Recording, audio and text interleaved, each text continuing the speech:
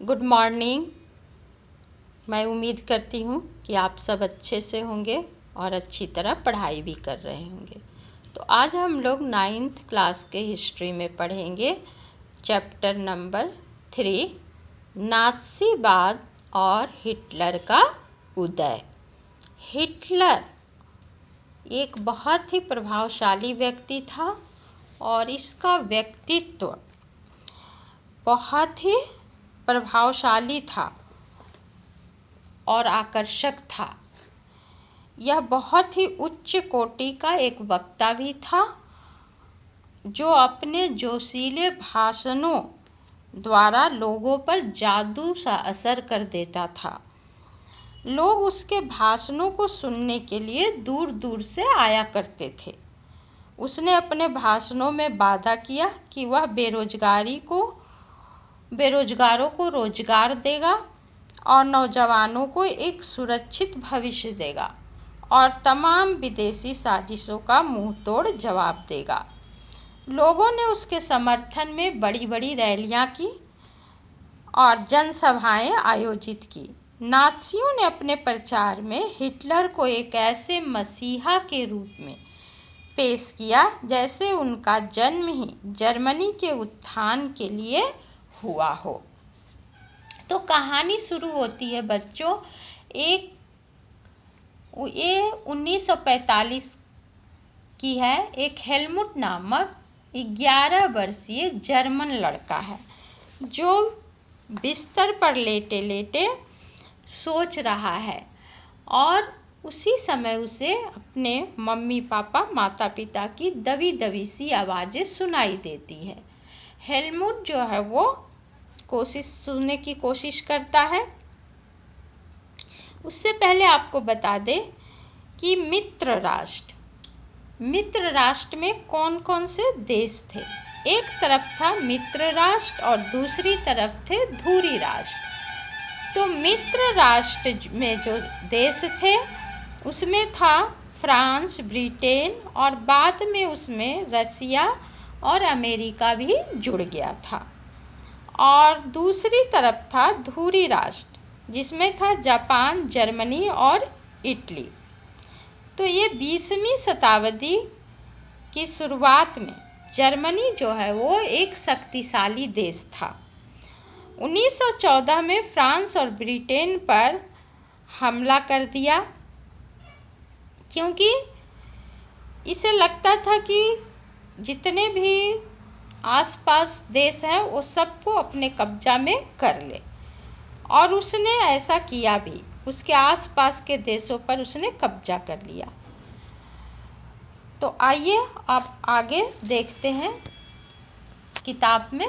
आप लोग सभी बच्चे अपने किताब को अपने सामने रखिए और वीडियो को देखिए और वीडियो को लाइक भी कीजिए ताकि हमें पता चले कि आप सब पढ़ाई कर रहे हैं, और इसे सब्सक्राइब कर लीजिए ताकि मैं जब अगला वीडियो भेजूं तो उसका लिंक आप लोगों तक पहुंच जाए। ये देखिए, ये एक हेलमुट नामक 11 वर्ष का लड़का है जो बिस्तर पर लेटा हुआ और कुछ सोच रहा है। उसी समय उसके अपने माता पिता की दबी सी आवाज़ें सुनाई देती है। वो आपस में बहस कर रहे थे। हेलमुट के पिता एक जाने माने चिकित्सक थे। उस वक्त वे अपनी पत्नी से इस बारे में बात कर रहे थे कि क्या उन्हें पूरे परिवार को खत्म कर देना चाहिए या अकेले आत्महत्या कर लेनी चाहिए। उन्हें अपना भविष्य सुरक्षित दिखाई नहीं दे रहा था। वे घबराहट भरे स्वर में कह रहे थे, अब मित्र राष्ट्र भी हमारे साथ वैसा ही बर्ताव करेंगे जैसा हमने अपाहिजों और यहूदियों के साथ किया था। मित्र राष्ट्र में बताए हैं आप लोग को कौन कौन से देश थे मित्र राष्ट्र में। मित्र राष्ट्र में एक तरफ तो थे फ्रांस, ब्रिटेन, रूस और अमेरिका, और दूसरी तरफ धुरी राष्ट्र थे जिसमें जर्मनी, जापान और उसका साथ दे रहे थे इटली। तो ये चिंतित है। उनके माता पिता कह रहे हैं कि हमें या तो स्वयं ही अपने पूरे परिवार को समाप्त कर लेना चाहिए, नहीं तो मित्र राष्ट्र जो है वो हमारे साथ बहुत गलत व्यवहार करेंगे, बहुत ही खराब से पेश आएंगे।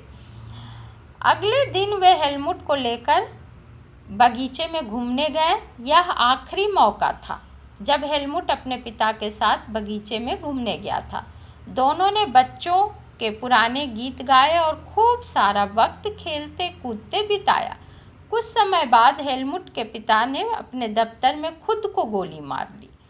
हेलमुट की यादों में वह क्षण अभी भी जिंदा है जब उसके पिता की खून में सनी वर्दी को घर के ही अलाव में जला दिया जाता है। हेलमुट ने जो कुछ सुना था और जो कुछ हुआ उससे उसके दिलो दिमाग पर इतना गहरा सदमा पहुंचा कि अगले 9 साल तक वह घर में एक कौर भी खाना नहीं खा सका था।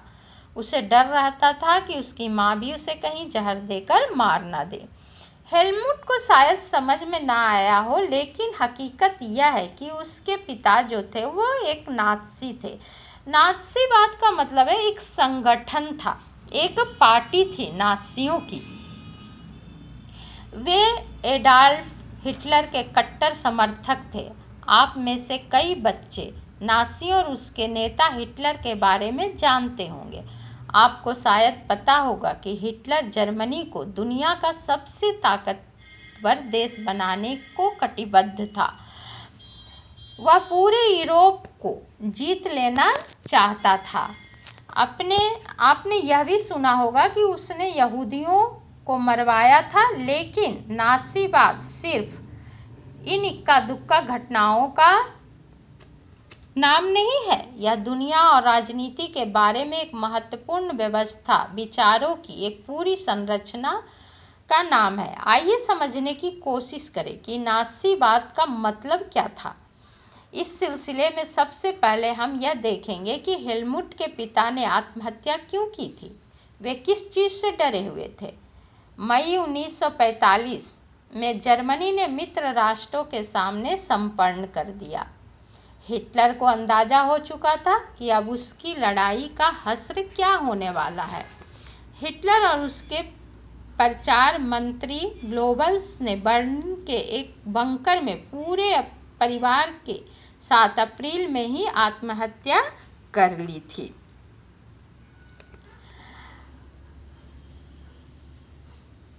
युद्ध खत्म होने के बाद न्यूरेमबर्ग में एक अंतर्राष्ट्रीय सैनिक अदालत स्थापित की गई। इस अदालत को शांति के विरुद्ध किए गए अपराधों, मानवता के खिलाफ किए गए अपराधों और युद्ध अपराधों के लिए नाज़ी युद्धबंदियों पर मुकदमा चलाने का जिम्मा सौंपा गया था। युद्ध के दौरान जर्मनी के व्यवहार, खास तौर से इंसानियत के खिलाफ किए गए उसके अपराधों की वजह से कई गंभीर नैतिक सवाल खड़े किए।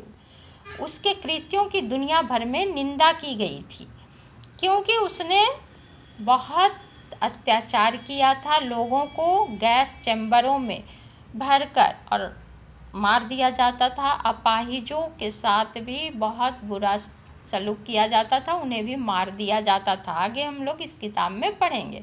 अब है दूसरे विश्व युद्ध के साये में जर्मनी ने जरसाहस शुरू कर दिया, जिसके तहत यूरोप में रहने वाले कुछ खास नस्ल के लोगों को सामूहिक रूप से मारा जाने लगा। इस युद्ध में मारे गए लोगों में 60 लाख यहूदी, अंडरलाइन कर लीजिएगा बच्चों, 60 लाख यहूदी, 2 लाख जिप्सी और 10 लाख पोलैंड के नागरिक थे।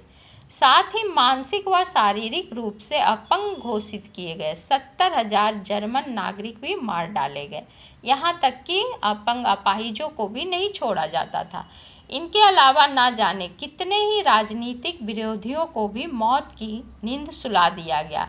इतनी बड़ी तादाद में लोगों को मारने के लिए ऑश्वित्ज़ जैसे कत्ल खाने बनाए गए थे, जहाँ जहरीली गैस के चैम्बरों में लोगों को झोंक दिया जाता था मरने के लिए।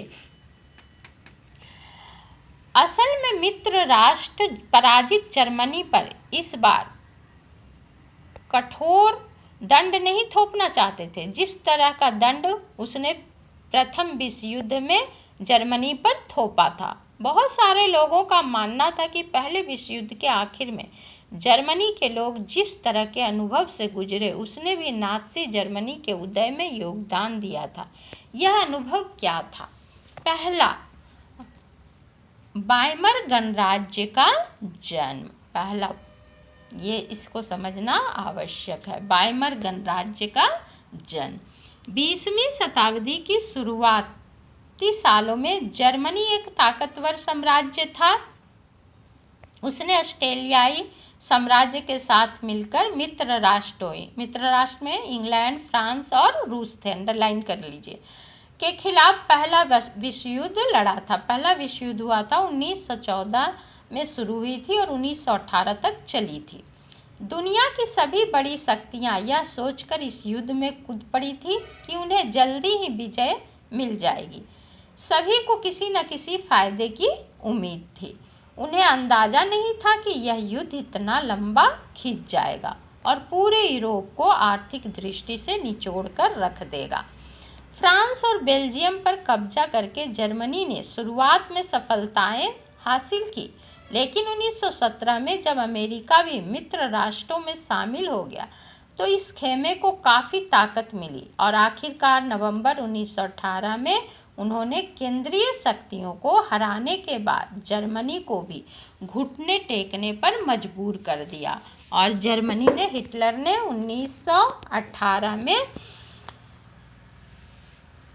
मित्र राष्ट्रों के समक्ष घुटने टेक दिए। साम्राज्यवादी जर्मनी की पराजय और सम्राट के पदत्याग ने वहां की संसदीय पार्टियों को जर्मन राजनीतिक व्यवस्था को एक नए ढांचे में ढालने का अच्छा मौका उपलब्ध कराया। इसी सिलसिले में वाइमर में एक राष्ट्रीय सभा की बैठक बुलाई गई और संघीय आधार पर एक लोकतांत्रिक संविधान पारित किया गया।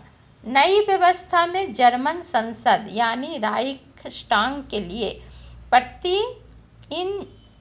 जनप्रतिनिधियों का चुनाव किया जाने लगा। प्रतिनिधियों के निर्वाचन के लिए औरतों सहित सभी वयस्क नागरिकों को समान और सार्वभौमिक मताधिकार प्रदान किया गया। लेकिन यह नया गणराज्य खुद जर्मनी के ही बहुत सारे लोगों को पसंद नहीं आ रहा था। इसकी एक वजह तो यह थी कि पहले विश्व युद्ध में जर्मनी की पराजय के बाद विजयी देशों ने उस पर बहुत कठोर शर्तें थोप दी थी। मित्र राष्ट्रों ने जर्मनी पर बहुत कठोर शर्त थोपी थी। प्रथम विश्व युद्ध के समय ही मित्र राष्ट्रों के साथ वर्साय में हुई शांति संधि जर्मनी की जनता के लिए बहुत कठोर और अपमानजनक थी।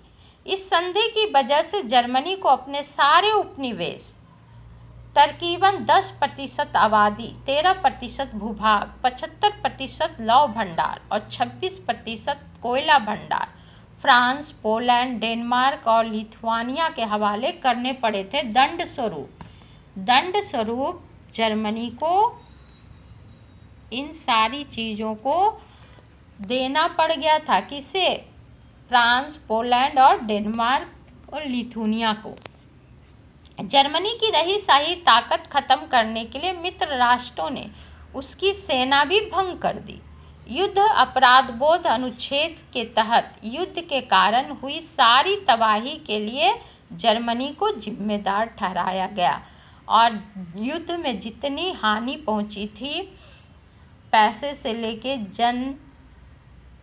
धन की, सब के लिए जर्मनी को दोषी ठहराया गया। इसके एवज में उस पर 6 अरब पाउंड का जुर्माना लगाया गया। खनिज संसाधनों वाले राइनलैंड पर भी 20 के दशक में ज़्यादातर मित्र राष्ट्रों का ही कब्जा रहा। बहुत सारे जर्मनों ने न केवल इस हार के लिए बल्कि वर्साय में हुए इस अपमान के लिए भी वाइमर गणराज्य को ही जिम्मेदार ठहराया। युद्ध का असर